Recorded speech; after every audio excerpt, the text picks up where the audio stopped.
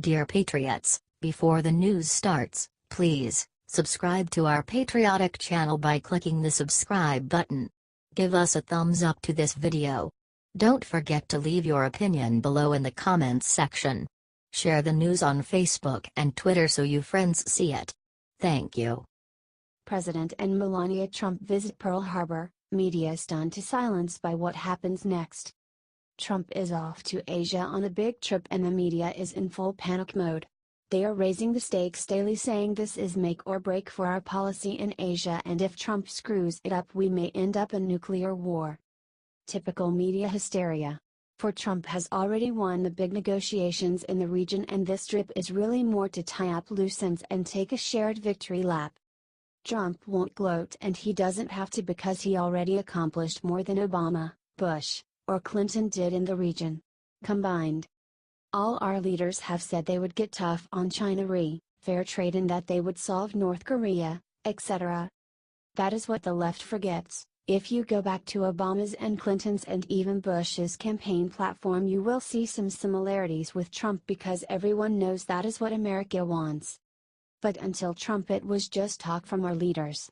In less than a year, Trump has China actually hitting North Korea where it hurts. He has them on the defensive on trade. He may allow some bad trade deals with China for North Korea help if he wants to, or he can squeeze them later. The Chinese don't know what he will do, and that gives Trump an edge. Also, they have already moved on North Korea, so Trump is in the driver's seat. For an ace in the hole, Trump has done what every past leader said they would regarding domestic companies offshoring jobs, but was too timid. He is dangling the carrot to keep them, and he has been willing to use the stick to get them to stay. The results speak for themselves on that front. So he can let China have their lousy trade deals, solve North Korea, and use domestic pressure to keep jobs here. In other words, Trump, contrary to what the media will tell you, has already won, which means that America has already won, and going to Asia is a victory lap. His first stop was in Hawaii, and he was received warmly and met with the U.S. Pacific Command and the governors of Alaska, Hawaii and Pacific U.S. territories. He also took a quick visit to Pearl Harbor. According to Fox News, he said before the visit, "We are going to visit very shortly, Pearl Harbor, which I've read about, spoken about, heard about, studied, but I haven't seen. And that is going to be very exciting for me." But when he got there, he did something that stunned the press into silence. They were expecting Trump to do what all past presidents have done, make it a big spectacle and bore everyone with a tedious speech written by some intern. Not Trump. Instead, he did something unexpected and most respectful. He honored the memorial by staying silent. Not one word. Just respect. And a salute.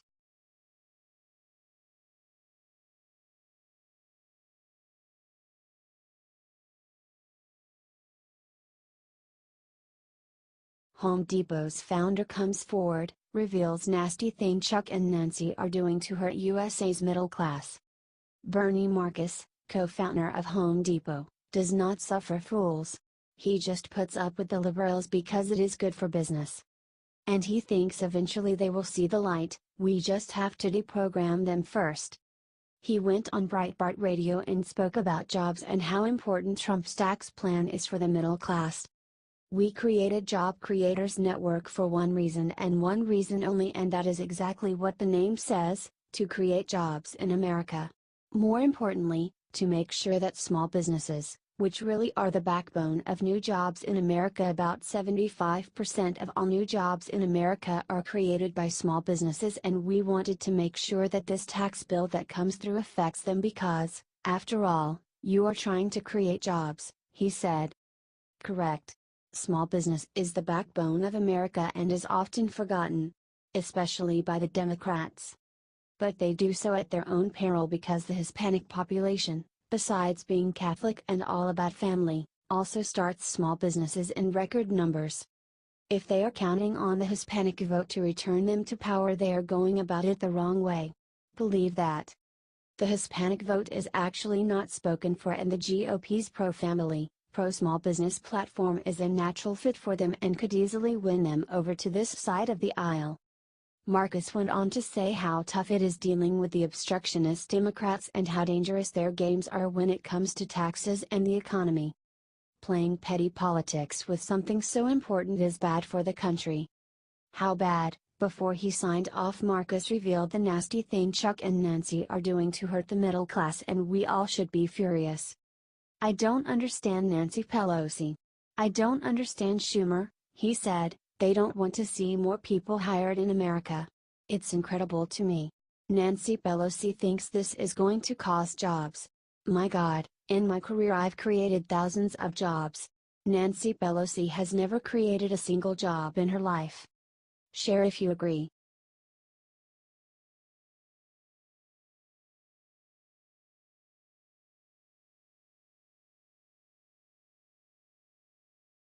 This shocking secret about MLK's sex life was hidden in the JFK files. When Donald Trump released the JFK files last week, he hoped to end conspiracy theories about the assassination for good. Instead, he revealed a shocking piece of information about Martin Luther King Jr. A document hidden within the several thousand-page file dump details King's affinity for group sex parties. The Washington Examiner reports. This document goes into detailed accounts of King's questionable activities, including being involved in events at which there were sex orgies. One account from 1964 spoke of a 2-day drunken sex orgy in Washington, D.C., in which attendees participated in sexual acts, natural as well as unnatural. Another account from one Negro minister said that at one of King's conferences in 1968 to train black ministers in Miami there was abundant debauchery and fornication. Elsewhere in the report is a claim that the civil rights leader fathered a child out of wedlock. This news is surprising and completely unexpected, particularly due to its presence in the JFL assassination files. It's likely one reason why so many organizations opposed its release, and proof that the government knows all. Tell us what you think of this story in the comments and share. This is really weird.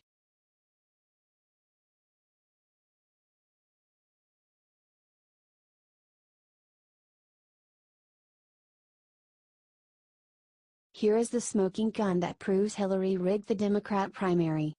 We now have the smoking gun that proves Hillary Clinton rigged the Democrat primary against Bernie Sanders.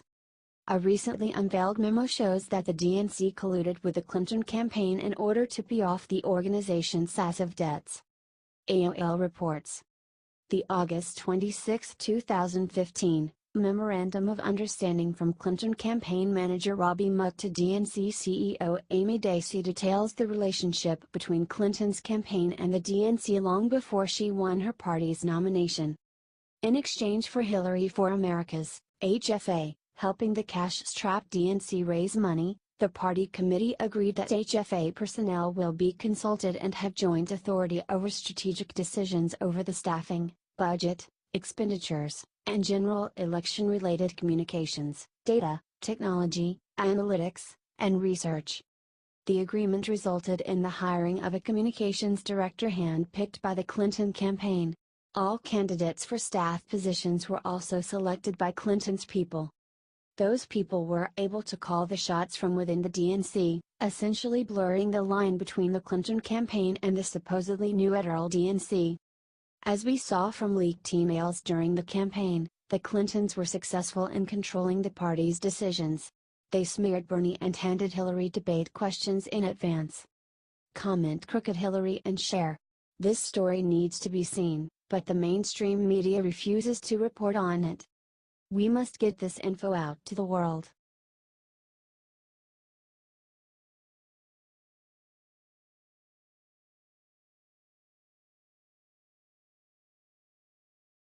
George Bush just broke.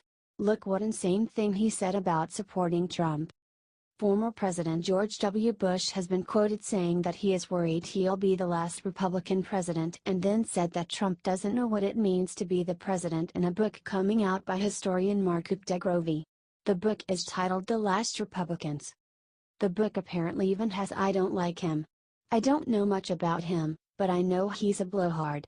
And I'm not too excited about him being a leader. Now, that right there is disgusting. It's also a total lie too, considering the fact that George H.W. Bush recently was quoted saying the following line to 5 different women. "Do you know WHO my favorite magician is? David Copperfield," while squeezing their rear ends in a sexual way. To make matters worse, Bush also said the following according to Dan Zak of the Washington Post. "It turns out that George Bush Jr. didn't even vote for Trump. This is disgusting. The Bush family are nothing but fake Republicans. They are really globalist Democrats that hate Trump because he beat them." Share this if you never want to hear about the damn Bush family anymore. They are yellow-bellied traitors that sold off our country.